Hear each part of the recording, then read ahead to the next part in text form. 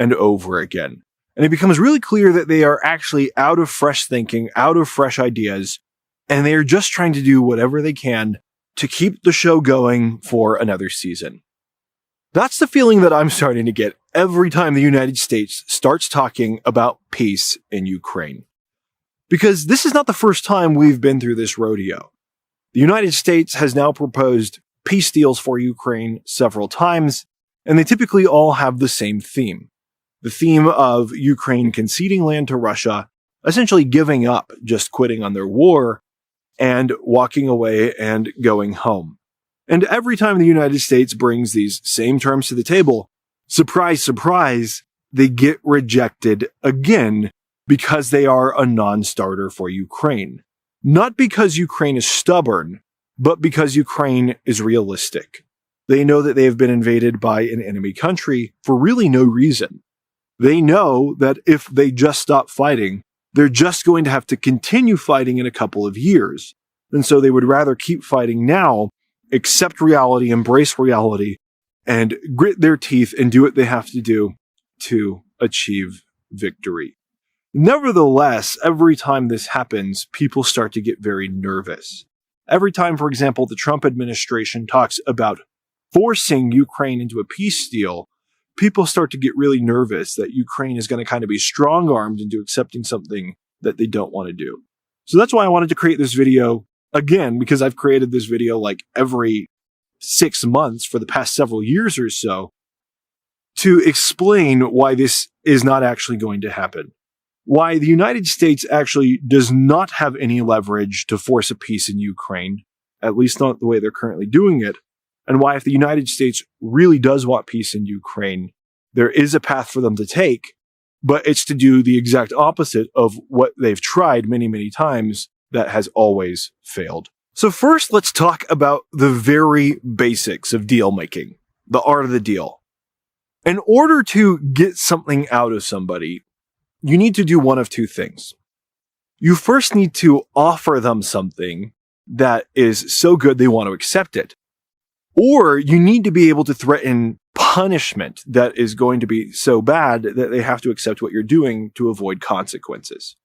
These are really the only two types of leverage that you can have, the rough and raw kinds of leverage that you can have, especially when it comes to ending a war, if that is really the United States goal.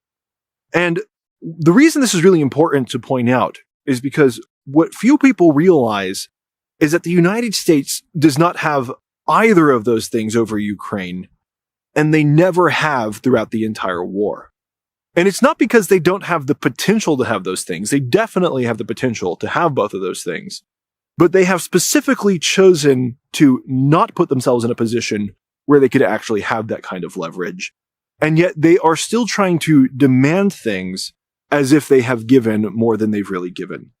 So the United States, we often go out on the world stage and we think we can get whatever we want because, for example, we have the most powerful military and the most powerful economy in the entire world. And those are definitely two very big bargaining chips.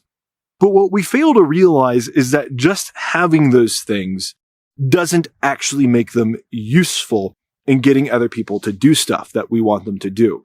The only way these bargaining chips work is if we are actually using them. And in the case of Ukraine right now, what a lot of people don't realize is that the United States is not giving any meaningful support to Ukraine at all at this point in the war. At this point in the war, the United States is only doing one major thing that's of unique value to Ukraine.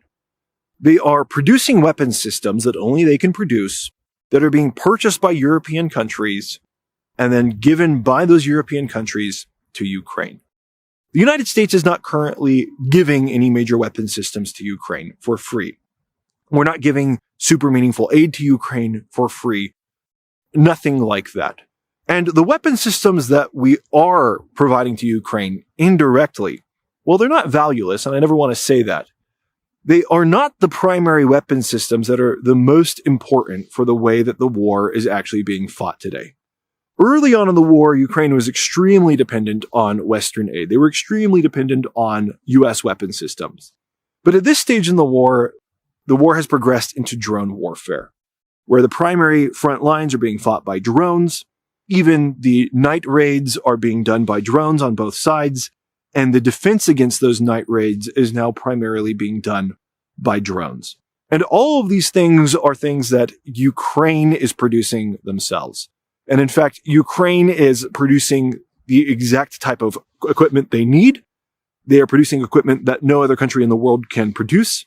And most of the weapon systems that they're producing themselves are being produced in surpluses, meaning they don't need to import them from any other country. They make more than enough for their own use on their own. And so right now, the United States, when we go to Ukraine and we tell them that we are going to force them to end their war against Russia, we are basically telling them we are already not going to we are already not giving you anything of value. And if you do not concede to these demands, we are going to continue not giving you anything of value. That is obviously a non-starter. Even at times where the United States was giving meaningful support in the exact categories that Ukraine needed. Early on in, Trump's term, where we weren't maybe even giving these, but that we at least had the potential to give these. Our leverage at that point was not enough to get Ukraine to give up on their desire to defend their own country. As the year has progressed, Ukraine has taken things more and more into their hands. They have now launched the Flamingo missile, the Long Neptune, and again, their drone capabilities have only exploded. And if Ukraine was not willing to accept U.S. peace terms that completely and intentionally ignored Ukraine's demands for peace at that time, why would Ukraine now choose to accept U.S. peace terms at this point in the war when they are getting even less value from the United States, where the United States has even less bargaining chips? Now, I might sound a little bit sarcastic in all of this, and yes, I'm kind of oversimplifying things, but my point is just to show clearly that the United States proposition right now is obviously a non-starter for Ukraine. There were times when Ukraine was far more dependent on the United States than it is at this exact moment. And at those times, particularly at the very early stages of Trump taking office again, the United States tried to force similar deals on Ukraine, tried to force Ukraine to concede land, etc. You get the picture. At those times when the United States had more leverage, Ukraine already said no. No, thank you. We appreciate the offer, but we're going to continue fighting to defend our own freedom, even if you don't want to get involved. And this was at a period of time where the United States was on the precipice of potentially providing major aid to Ukraine that actually would have been a game changer. Now, none of that is true. At the most, the United States is providing intelligence, things that is valuable that Ukraine could also get on its own or via their European partners. There is nothing that the United States is uniquely providing to Ukraine.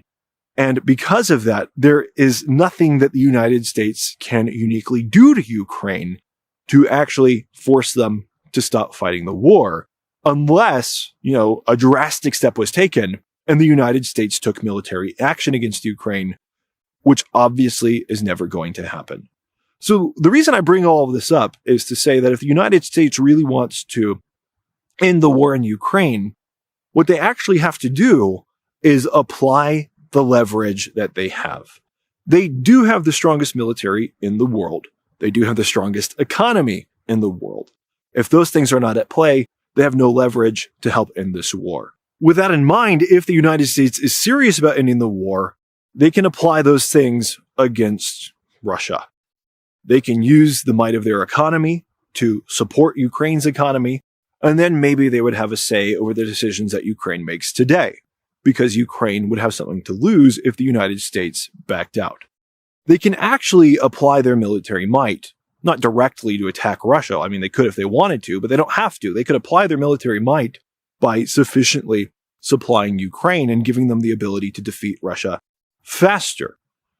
They obviously don't have to do any of those things, but if they're not going to do any of those things, if they're not actually going to provide the things that would give them leverage of value to make Ukraine want to listen to them, then what they need to do is stop trying to tell Ukraine what to do with their war for their peace and their independence. Every time we pursue these so-called peace deals that are obviously going to be rejected because they've been structured the same way every time and they've been rejected every time, all we do is make ourselves look worse on the international stage for no benefit.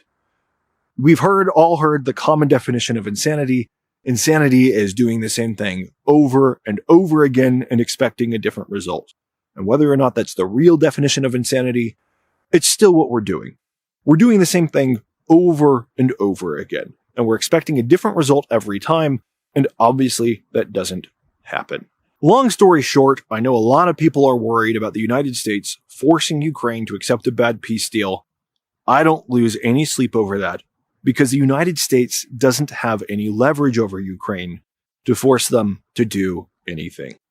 That has already been proven to be true several different times, and the US leverage has only gotten worse over time. That said, thanks so much for watching. Don't forget to like this video and subscribe to the channel. And if you want to support the channel even more, there's a number of links in the description by which you can do so. I'll see you guys on the next one.